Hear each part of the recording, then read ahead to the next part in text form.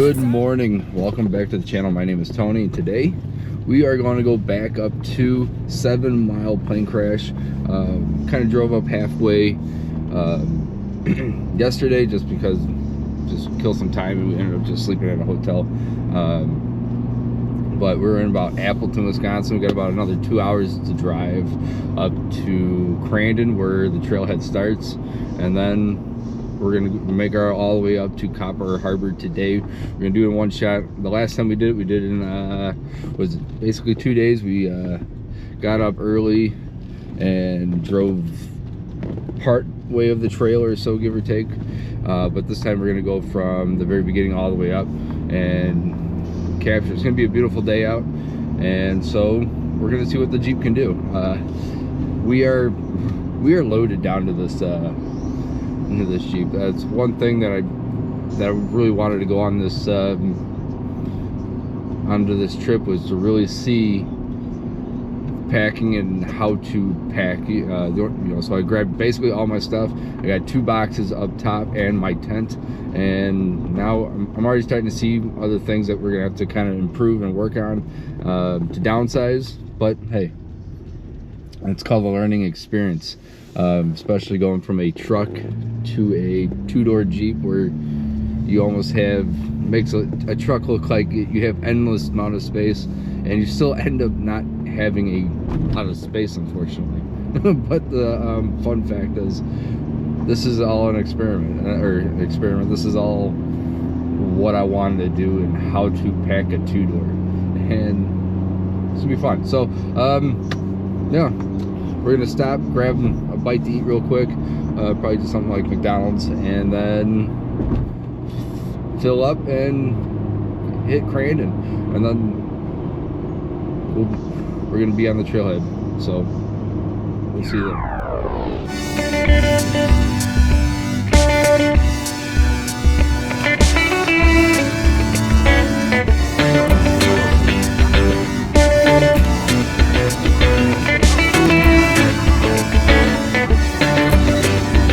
A few minutes later. So we are almost to the trailhead.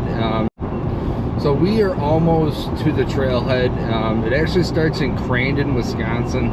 If you don't know anything about Crandon or if you don't know anything about Crandon, Wisconsin, they actually run one of the biggest Ultra 4 actual races in Midwest, if I'm not mistaken.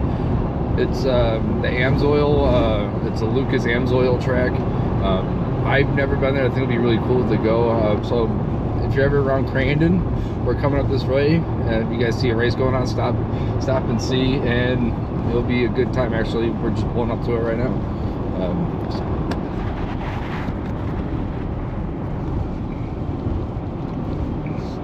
So all over here is actual I know my finger's kind of hiding it away, but yeah, it's the Lucas Oil barn or track, and they race a lot of the Ultra 4s here, which is kind of cool.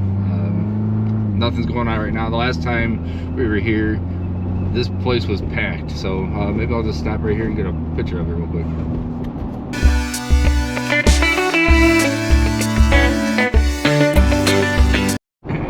So we are just gonna get to about where the dirt starts, and then I'm gonna actually air down to about 20 psi, and then we're gonna talk a little bit. So we're about 2 minutes away. So we just hit dirt on 7 hour plane crash, and again, this place is, last time we did this, it was amazing. If you didn't see that video, go back, check that video out. We were actually in the ZR2, and now we are in the 2-door, and we're gonna air down. We didn't air down on the last one. This is not a hard trail at all, but just to help for comfort wise, we are gonna air down. So let's just air down. No, this isn't sponsored by them at all. This is actually probably one of my favorite things I got, is the Oversand air deflators. They make this thing so nice and easy on airing down your tires. Come on, work with me. They put literally the gauges. Now, is it going to be as accurate if I set the 20? Is it going to be the 20? No, it's probably going to be 1 or 2 psi off. Not a big deal, but it's going to get you around that good area, and you can just walk around, put one on, go around, and make it nice and simple.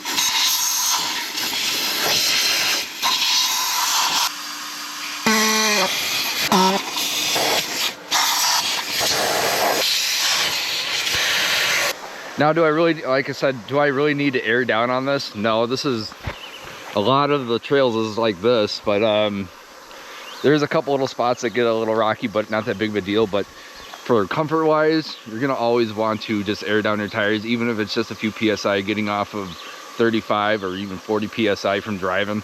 So we're gonna set it to roughly 20 psi, and that would be absolutely perfect. So not too shabby, and she looks amazing. So we'll get the air down. We're gonna go down a little bit, some sweet spots for the drone to go up. We'll get the drone back up. So like I said, this trail isn't anything hard. It's just a fun trail. You go from Copper Harbor, or I'm sorry, you go from Crandon, Wisconsin, all the way up to Copper Harbor, Michigan, and it's amazing. If you guys watched my other one, it was a fun time, but we left because of a storm. So hopefully this time there's no storm, and it's a holiday weekend, but it's also cold, so hopefully there's not a lot of people up there like there was last time. But yeah, we're gonna run this whole thing again, and we'll see if that one spot that I ended up cutting down the tree is theirs, if it's passable. If not, we're gonna have to take that little bypass again, which is not the end of the world. If I have to go around something or whatever, because it's just me. Yeah, we have the winch and stuff like that to get out of stuff, but yeah, I'm excited for this. My son's back there. We're gonna camping up. We've got some good food brewing up, so I'm excited. This is gonna be a fun time. So yeah, let's keep rolling on this trail, and probably just like last time, I'm gonna get some shots here and there, talk about it.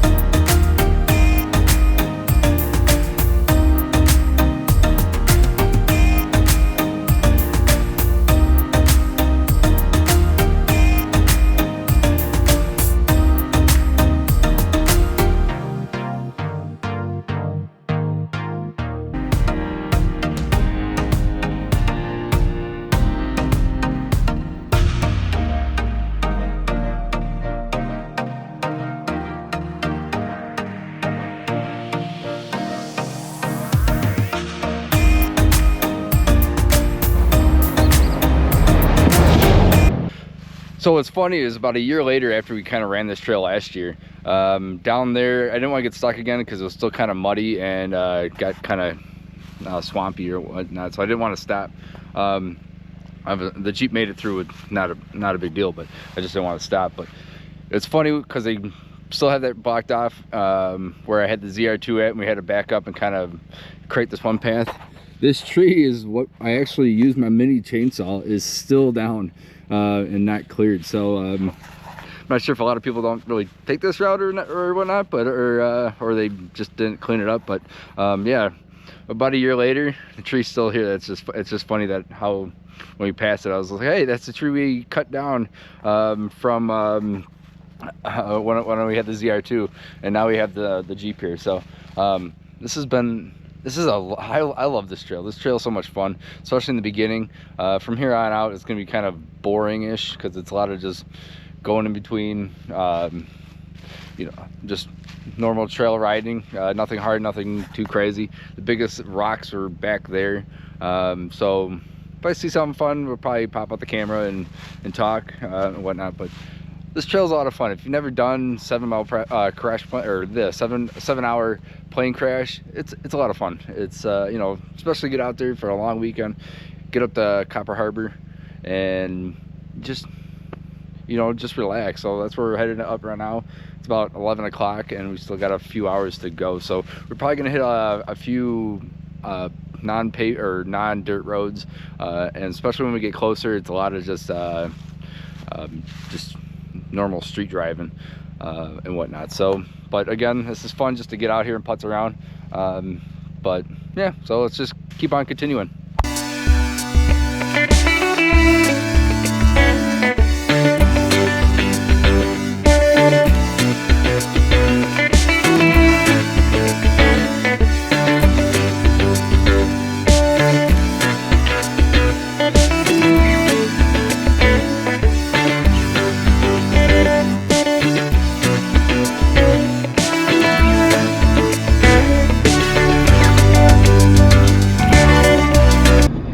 Like I said, most of this trail is going to be basically gravel road, nothing hard. It's just peaceful, which I really like about it. You know, especially lately when you get stressed at work and you just want to kind of get away and not really do a lot. It's peaceful just to get out there and enjoy what's out there, and it's something that I really enjoy. And you know, I think a lot of people may need that. You know, again, this trail, I mean, you could probably, except for maybe one little part, you can, I mean, I'm in two-wheel drive this entire time. There was no need for any, even the one part that's really blocked off because of ruts and stuff like that now. They actually have a bypass for you. Kind of go around, kind of right where I cut the tree down, or I cut apart the tree off the trail. That's the only way you can really go. But the bridge is open, everything's open. Again, this trail is not hard. It's just get out there, enjoy whatever rig you have. It can be a Subaru Outback or whatnot. In that one spot, if you take a Subaru, you probably, hopefully you have a winch because you may need that, just because of ground clearance. Oh, white bird. But again, most of this, I mean, other than that, this road is, or this trail is not very hard. Yeah, I think there's some bypass or other cutoffs you can kind of take to get there. But I think some of them I've seen on some other YouTube videos that they are pretty hard trails. You know, especially when it rains, it's a whole nother monster. So luckily this has been probably pretty dry and not a lot of rain. Back home the last week or so, it's been pouring rain. So you know, that can also do some wonders too when it's raining. Right now this ground is pretty dry, so which is nice. There you go. I will say a couple things. I will, the comfort level. Oh, what the heck? It's kind of crazy. Oh, big old water.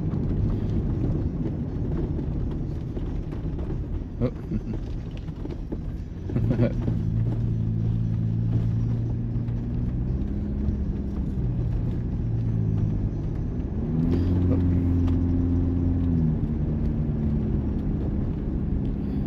Don't want to hit the people.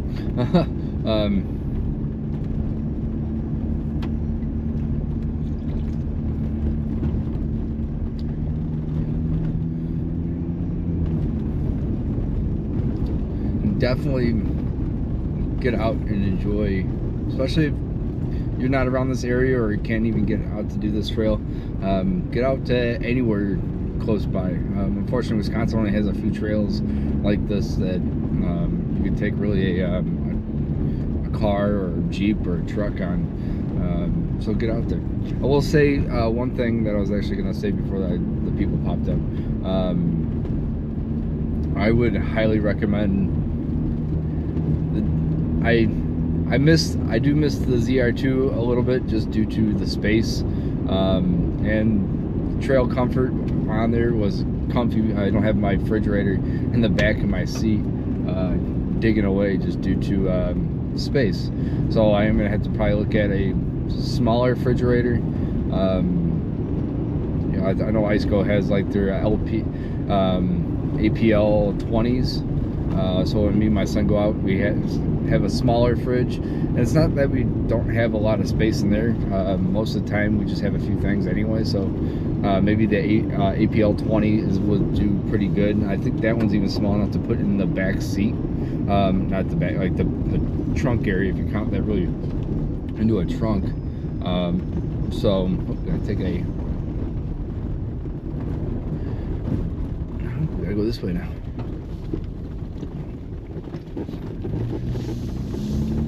They're having a big old fire down there. Who's in there? So maybe that's gonna be another thing I have to look into. Something I can easily tear down, put back up, strap it down to the roof rack and go. Yeah, the pop-up or the rooftop tent was a lot easier because I left all my bedding. That's another thing that's in here now, or back in with me, is the bedding, like my sleeping bags and a mattress or an air mattress or whatnot. But that's not a big deal. We're gonna conquer the 2-door Overland thing. I think that's gonna be a lot of fun. I think that's gonna be a very fun thing to do. Okay. We're gonna take a right here. There you go. So yeah. So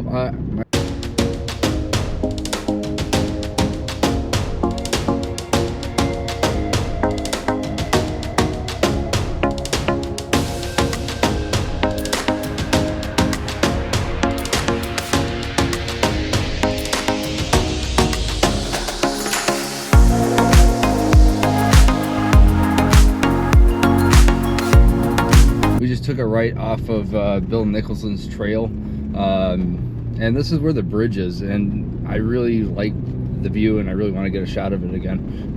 Last time we had the truck, and today obviously we have the Jeep, so definitely got to get a shot of the Jeep going across the trail. It's not a hard trail. It's not you know, it basically goes from one road to the next, so it's kind of like in between. You can't hop on some of the trails, but we're just gonna hop on the road for time's sake and get to camp, because it's gonna be like about another hour and a half-ish to the actual trail or so, give or take. So we are just gonna grab a couple shots here and get moving as fast as we possibly can, so we can try to beat the darkness and then start cooking up some dinner. So yeah, so let's just jump over to it.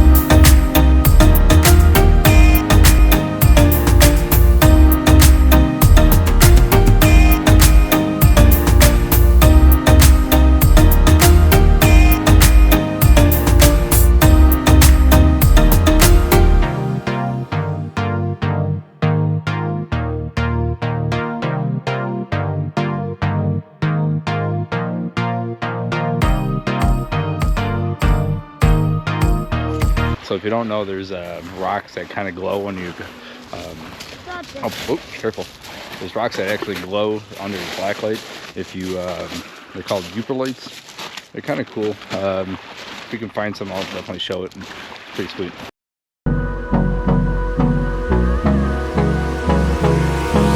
Hold me close till I get up. Time is barely I'll say one thing that's pretty nice. Yeah, if you guys come up here, they have these pretty cool little bathrooms. No, they're just like outhouses, but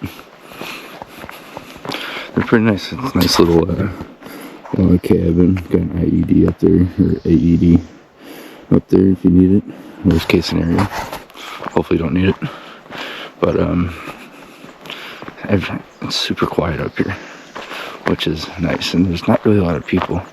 And I don't know how some cars made it back here, because they beat the living shit out of their stuff. And I was bottoming out. I got a 2-inch lift on mine with 37s. So I'm not sure how some people made it back here, but it's pretty intense. But well, not really intense, but pretty cool. There's a 2500 Chevy back here. Yeah, they had some fun. Got a Toyota. Is that like a Cruiser or whatever? There's an XJ, some Toyotas. Just a beautiful day out. Good morning.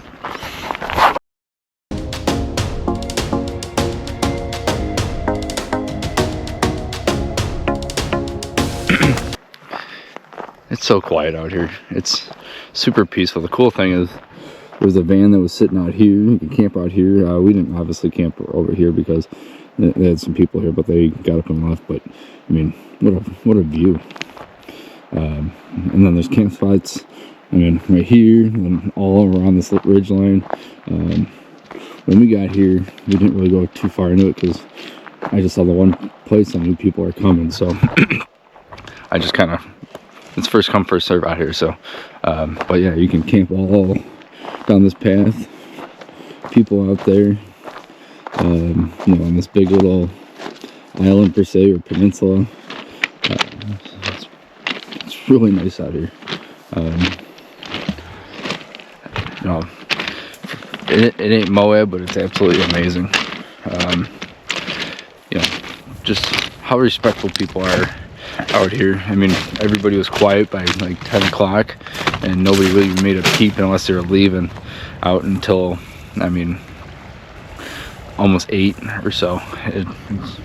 That's just good because we're all out here enjoying what we all love. So that's the nice thing about it. You know, if you're out camping, be respectful to others and clean up all your stuff. Nobody left trash behind that was there, because I think this morning when I got up to make coffee, which unfortunately I left my coffee at home, and everybody is so respectful. I'm obviously gonna get that 1% or whatever. It's not, but everybody has been very respectful and very, very nice. So yeah, we're gonna enjoy the views out here and chillax. I'm sure we'll capture something, but yeah, Max is just over here playing with his rocks. A little cloudy out today, but it's beautiful. It's supposed to get sunny out later. I mean, blue skies this way. Maybe we'll go walk the trail.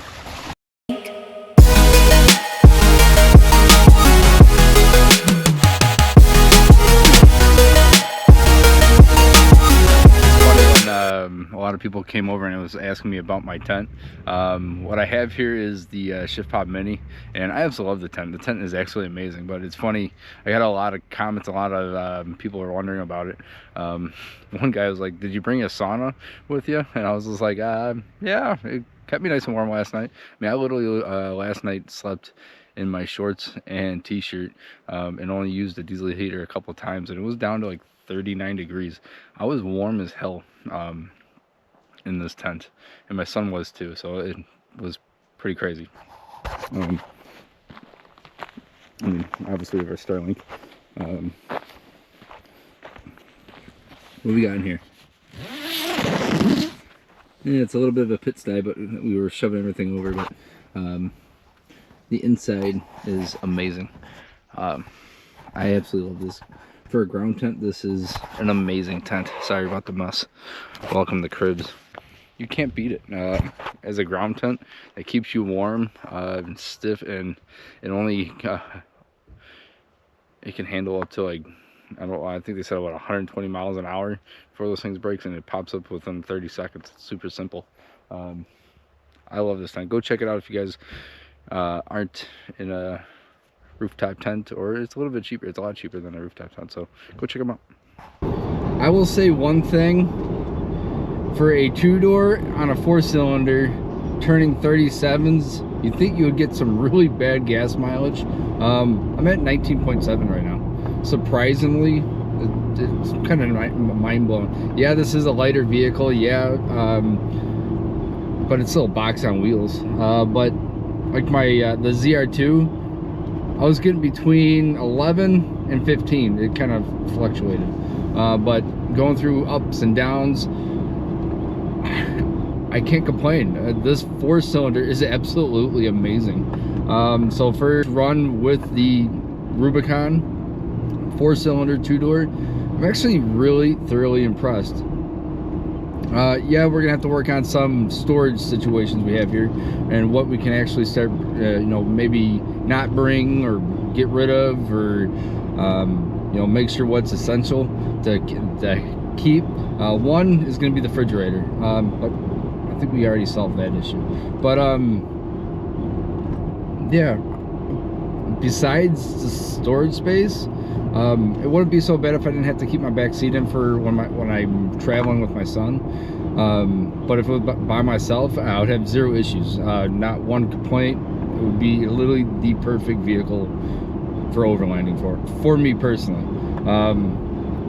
I think it'll be a lot of fun to actually maybe go on a couple of those trips here, hopefully soon. But